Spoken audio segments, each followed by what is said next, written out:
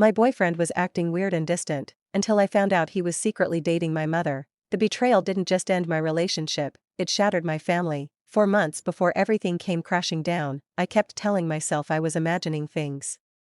That I was being paranoid. That stress from work, bills, and adult life was making me see problems that weren't really there. But deep down, something felt off in a way I couldn't explain. He used to text me constantly, even about small, meaningless things. Suddenly, hours would pass with no response. When I asked where he'd been, his answers felt rushed, rehearsed, like he'd practiced them ahead of time. At first, I blamed myself. I wondered if I'd become boring, too busy, or too demanding without realizing it. We had been together for 3 years, long enough to know each other's routines, habits, and moods. When someone you love starts acting off, you feel it in your body before your brain can explain it. He stopped holding my hand in public. He avoided eye contact when I talked about the future. And every time my phone buzzed, my chest tightened because I expected disappointment. What made it worse was how normal everything looked from the outside. We still went to family dinners. He still hugged my mother hello. She still smiled at me the way she always had, warm and familiar. If anything, she seemed happier than usual. I noticed it, but I didn't question it. Why would I? She was my mother. The one person I never thought I'd have to doubt. My dad passed away when I was young, so it had always been just the two of us. She raised me with sacrifices I only fully understood as an adult. Late nights, double shifts, missed vacations. She had been my constant, my safe place. The idea that she could hurt me, intentionally or not, felt impossible. That belief is what kept me blind for so long. The first real crack appeared one evening when my boyfriend canceled our plans at the last minute. He said he wasn't feeling well, that he needed a quiet night alone. I offered to come over and bring soup. He refused too quickly. His voice tightened, like he was nervous. After we hung up, I stared at my phone, replaying the conversation again and again. Something about it didn't sit right. An hour later, my mother texted me to say she'd be home late. She said she was meeting an old friend for dinner. That shouldn't have meant anything. And yet, it did. I didn't know why at the time, only that my stomach dropped in a way I couldn't explain. I tried to shake it off, telling myself I was connecting dots that didn't exist. Still, I barely slept that night. Over the next few weeks, the strange behavior intensified. My boyfriend became more secretive with his phone, angling the screen away from me, stepping outside to take calls. My mother started dressing differently, paying more attention to her appearance, humming to herself while getting ready. Once, I caught her smiling at her phone the same way I used to smile when I was first in love. I remember teasing her about it, joking that she had a secret admirer. She laughed it off too quickly. The moment that changed everything came by accident. I was using my mother's tablet to look up a recipe when a message notification popped up. It was from a name I recognized instantly, my boyfriend's. My heart started racing before my mind could catch up. I told myself it was probably innocent. Maybe he was asking about a surprise for me. Maybe I was finally about to feel foolish for all my suspicion. I shouldn't have opened it. But I did. What I saw didn't make sense at first. The words blurred together, my hands shaking as I scrolled. They weren't talking about me. They weren't talking about normal family things. The messages were intimate, familiar, and unmistakably romantic. Pet names. Inside jokes. Plans. I felt like the room tilted sideways. My ears rang. I couldn't breathe. I kept scrolling, desperate for context that would make it all okay. Instead, it got worse. The messages went back months. Longer than I wanted to admit. Long enough that every memory I had of the past year suddenly felt contaminated. Family dinners. Holidays. Birthdays. All of it replayed in my head with a sick new perspective. I remember sitting there on the couch, tablet in my lap, feeling completely detached from my body. Like I was watching someone else's life implode. I wanted to scream, to throw something, to wake myself up from what had to be a nightmare. Instead, I just sat there, silent, while everything I thought I knew collapsed. When my mother came home that night, I didn't confront her right away. I couldn't. I watched her move around the kitchen, humming softly, completely unaware, or maybe completely aware, of what I had just discovered. I studied her face, searching for guilt, for hesitation, for anything that might tell me I was wrong. She looked content. And that hurt more than I can put into words. I went to my room and locked the door. I stared at the ceiling until my eyes burned. Every emotion came in waves: shock, anger, sadness, disbelief. But beneath it all was a grief so heavy it felt physical. I wasn't just losing a boyfriend. I was losing the version of my mother I had trusted my entire life. That night, my phone buzzed. It was my boyfriend, asking if I was okay. Saying he missed me. I stared at his name on the screen and felt something inside me go cold. I didn't respond. For the first time since I met him, I didn't feel love or longing. I felt betrayal, sharp, deep, and irreversible. I didn't know then how bad things were going to get. I didn't know that confronting them would fracture my family beyond repair. All I knew was that nothing would ever be the same again, and the people I trusted most were the ones who had hurt me the deepest. The next morning felt unreal, like I was moving through someone else's life instead of my own. My body went through the motions, showering, getting dressed, eating a few bites of toast, while my mind stayed frozen on the messages I'd read the night before. Every sound in the house felt too loud. Every ordinary moment felt fake, like the calm before a storm that everyone else somehow couldn't see. My mother acted normal. Too normal. She asked if I wanted coffee. She reminded me to take a jacket because it was cold outside. Her voice was gentle, familiar, the same voice that had comforted me my entire life. And that made everything worse. I wondered how long she had been able to look at me like that while hiding something so cruel. I decided I couldn't keep this inside anymore. The weight of it was pressing down on my chest, making it hard to breathe. I told myself I needed answers before I completely lost my mind. So when she sat down at the kitchen table with her coffee, I sat across from her and asked the question that had been tearing me apart all night. Is there something you need to tell me? She froze.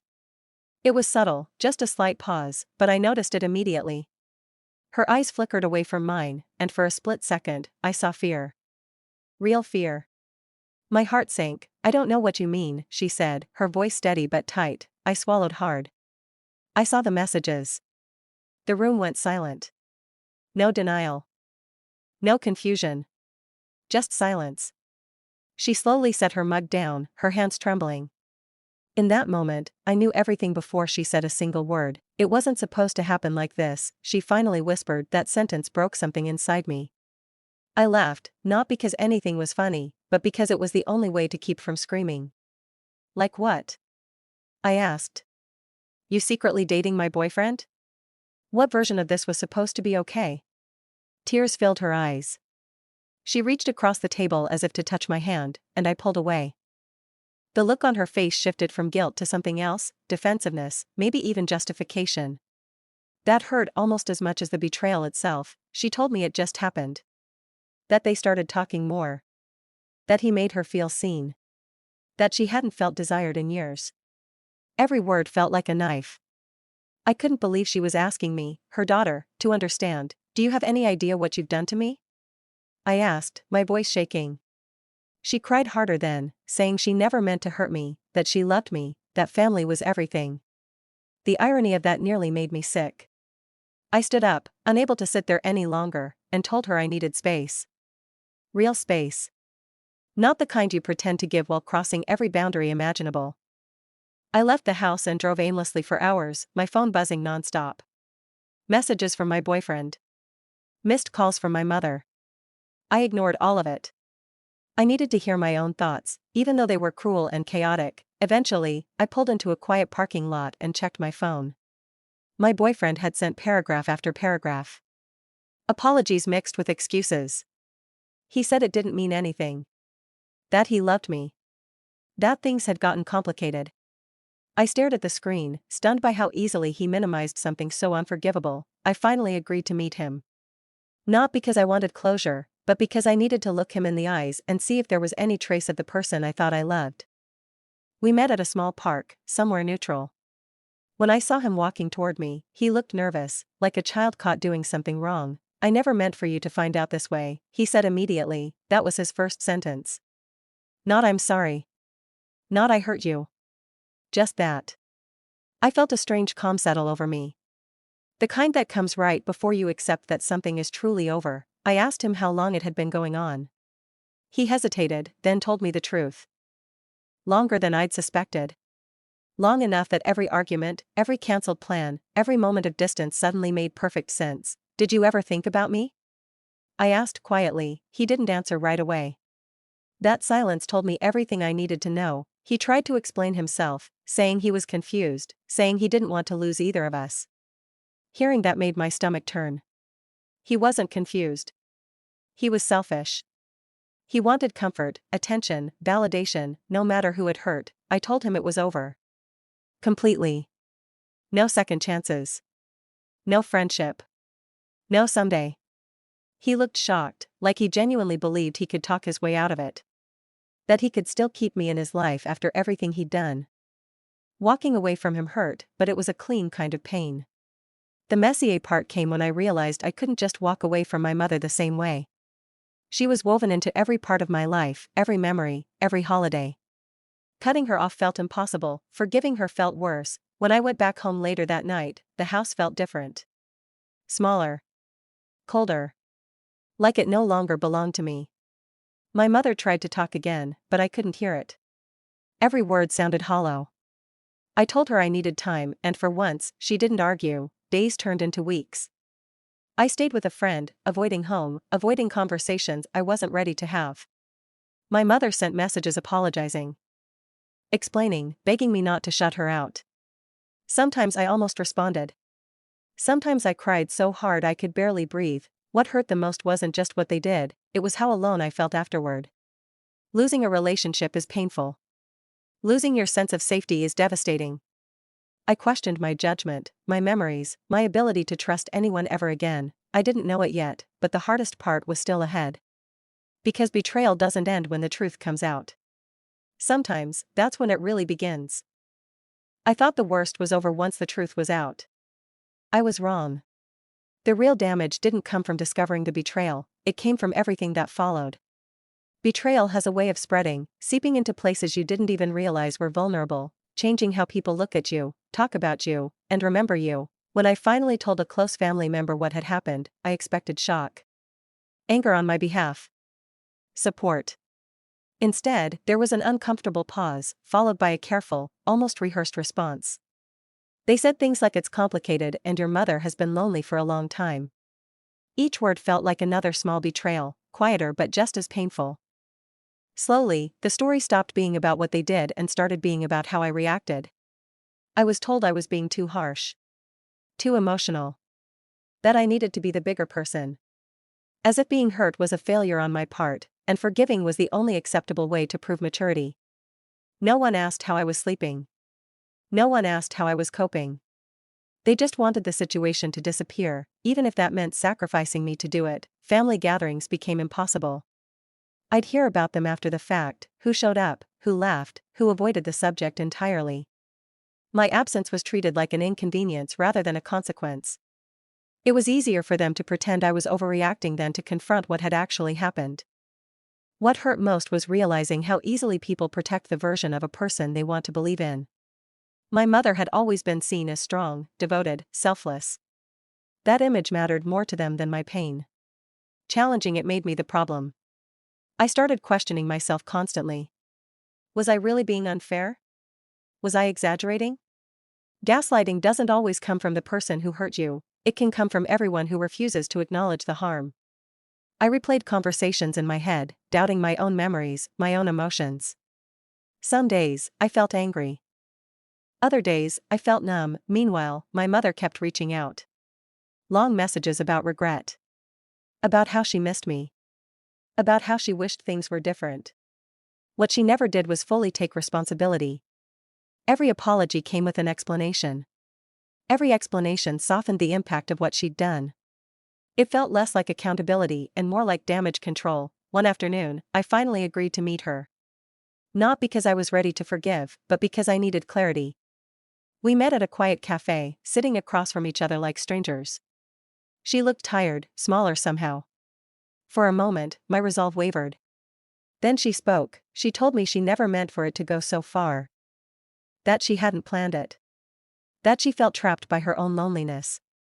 I listened, silent, waiting for the part where she acknowledged me, not as an extension of herself, but as a person she had deeply hurt.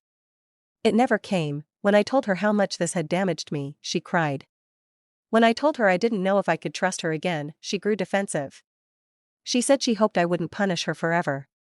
That sentence hit me hard. Setting boundaries wasn't punishment.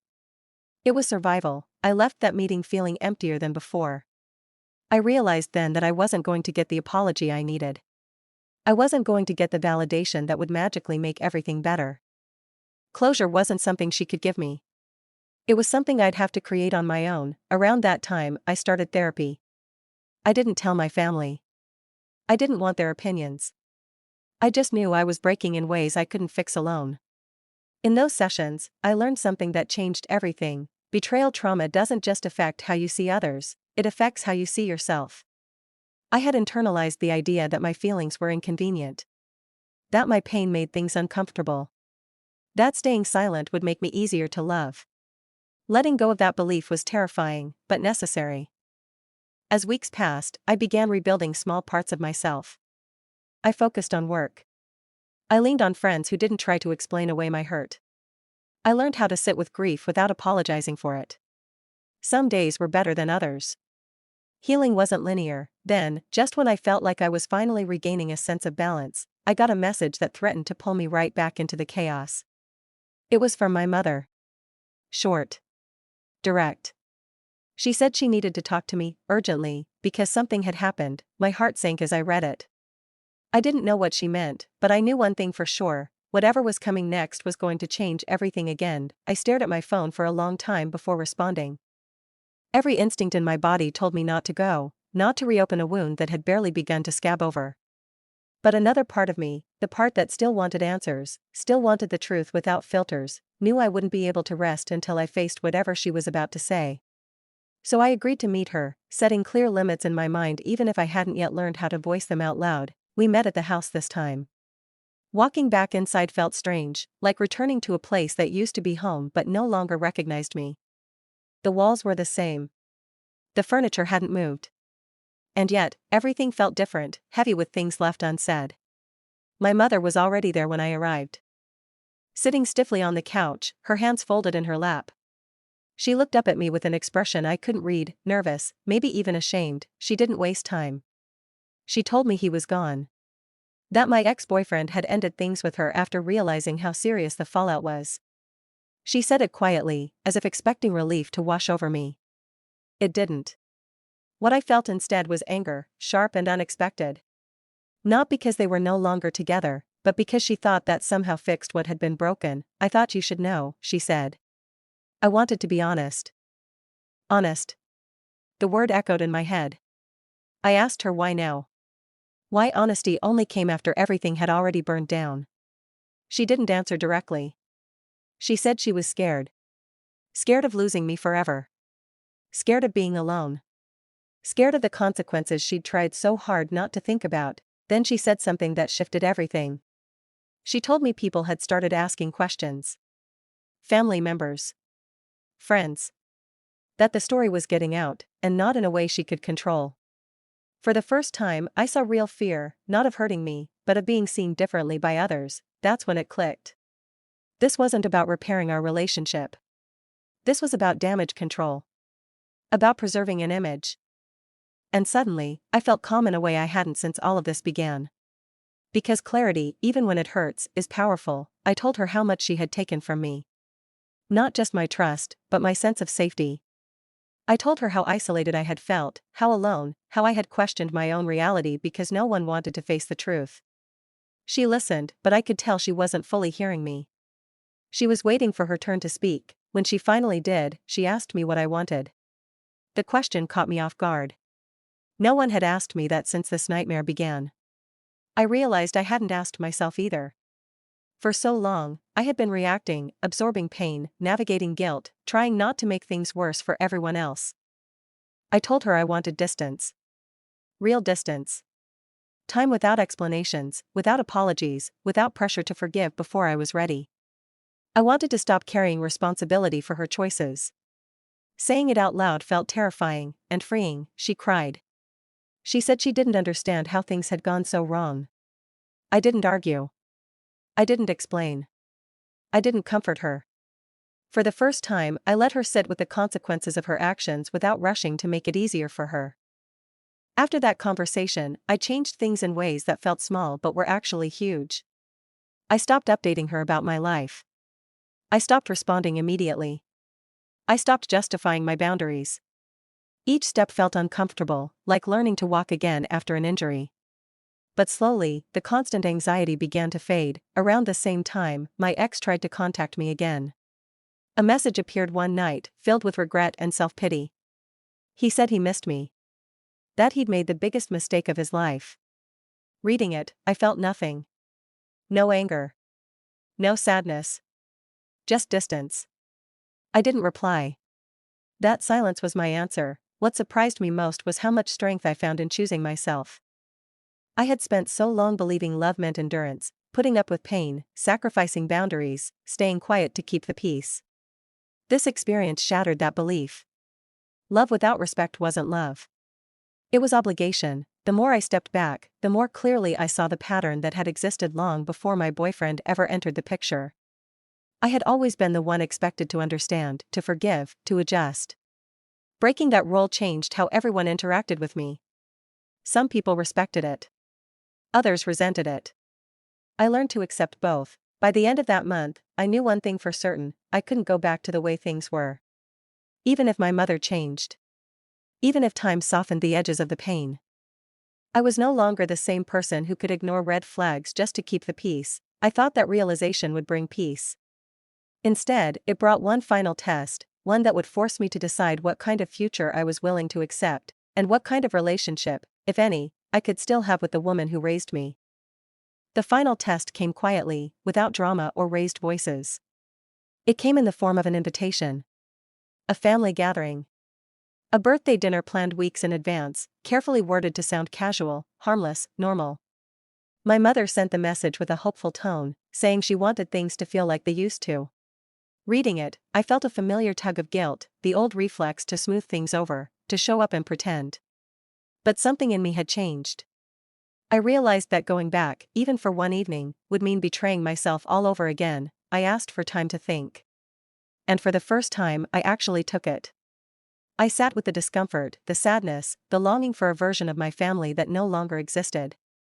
I thought about who I had been before all of this, how easily I dismissed my own feelings, how often I made myself small to keep other people comfortable. I thought about who I was becoming. When I finally responded, I told her I wouldn't be coming. Not yet. Maybe not for a long time. I explained that healing didn't happen on a schedule, and that pretending everything was fine would only reopen wounds that were finally beginning to close. I didn't accuse. I didn't explain in circles. I stated my boundary and left it there. Her reply was short. She said she was disappointed. That word used to crush me. This time, it didn't. I understood that her disappointment was not my responsibility. Her choices had led us here, not my refusal to pretend. Life slowly settled into a new rhythm. It wasn't easy, and it wasn't painless, but it was honest. I built routines that didn't revolve around anyone else's expectations. I focused on work, on friendships that felt mutual, on moments of quiet that allowed me to breathe again. Some days, grief still hit me out of nowhere, at the grocery store, in the middle of a song, during holidays. But it no longer controlled me. People sometimes asked if I had forgiven my mother. I learned that forgiveness wasn't a simple yes or no answer. I wasn't holding on to rage, but I wasn't pretending the damage hadn't happened either. Forgiveness, for me, meant letting go of the need for her to be the mother I once believed she was. It meant accepting reality instead of fighting it. As for my ex, he faded into the background of my life completely. No dramatic final conversation. No closure speech. Just absence. And I realized that was enough. He no longer deserved space in my thoughts, let alone my future. Months later, I ran into someone who knew both of us.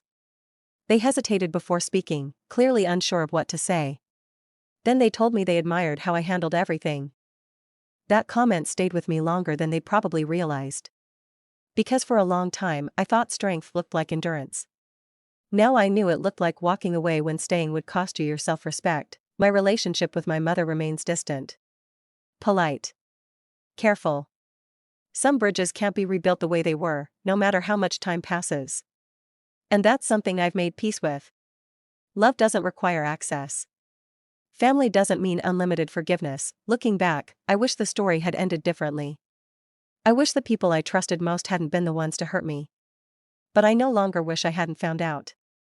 The truth, as devastating as it was, gave me something I didn't have before: clarity. I learned that betrayal doesn't define you, how you respond to it does. I learned that boundaries aren't punishments, they're protections.